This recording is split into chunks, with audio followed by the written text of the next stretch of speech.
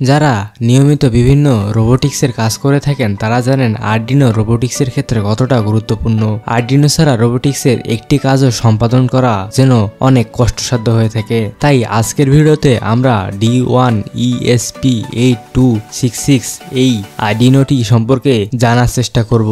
বাজারে অনেক রকমের আরডিনোর মধ্যে এটি একটি। এর স্পেশাল বিষয়টি হলো এটিতে বিল্ট ইন ওয়াইফাই দেওয়া হয়েছে, অর্থাৎ এটি দিয়ে আপনারা ওয়্যারলেসলি বিভিন্ন জিনিস ওয়াইফাই এর মাধ্যমে কানেক্ট করে কাজ করতে পারবেন। যারা রোবোটিক্স ইঞ্জিনিয়ারিং শুরু করতে চান অথবা যারা রোবোটিক্স ইঞ্জিনিয়ারিং এর অনেক কিছু সম্পর্কে জানেন, বুঝেন এবং নিয়মিত কাজ করেন তাদের ক্ষেত্রে এই আরডিনোটি একটি বেস্ট চয়েস হতে পারে। তো আরডিনোর এই অংশে দেওয়া হয়েছে একটি ডিসি পাওয়ার ইনপুট কানেকশন, পাশাপাশি তার পাশে দেওয়া হয়েছে একটি টাইপ বি এর ফিমেল কানেক্টর। এটি দিয়ে মূলত বিভিন্ন কোড এর মধ্যে ইনপুট দেওয়া হয়, পাশাপাশি এটি কিন্তু পাওয়ার ইনপুটেরও কাজ করে থাকে। তার পাশে দেওয়া হয়েছে একটি রিসেট সুইচ। এবার এই অংশে আপনারা দেখতে পাচ্ছেন আরডিনোর অনেকগুলো পিন। এই প্রত্যেকটি পিনের এক এক রকম কাজ রয়েছে, তবে আজকের ভিডিওতে আমরা এই প্রত্যেকটি পিন সম্পর্কে বিস্তারিত জানবো না, শুধু হালকা করে জানিয়ে রাখি এই পাশের অংশের পিনগুলো হলো সব ডিজিটাল পিন এবং এই অংশের পিনগুলো হলো অ্যানালগ পিন, এবং এখানে যে পিনগুলো দেখতে পাচ্ছেন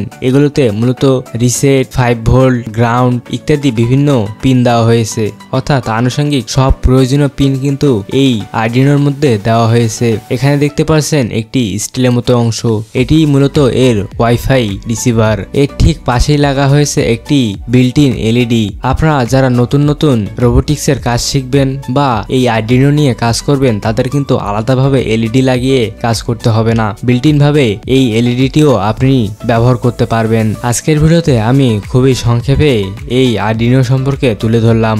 রোবোটিক্স ইঞ্জিনিয়ারিং শুরু করার ক্ষেত্রে এই আরডিনো বোর্ডটি কিন্তু আপনারা নিতে পারেন, অথবা যারা নিয়মিত বিভিন্ন রোবোটিক্স এর কাজ করে থাকেন তারা কিন্তু এই আরডিনো বোর্ডটি দিয়ে বিভিন্ন রোবোটিক্স এর কাজ করতে পারবেন।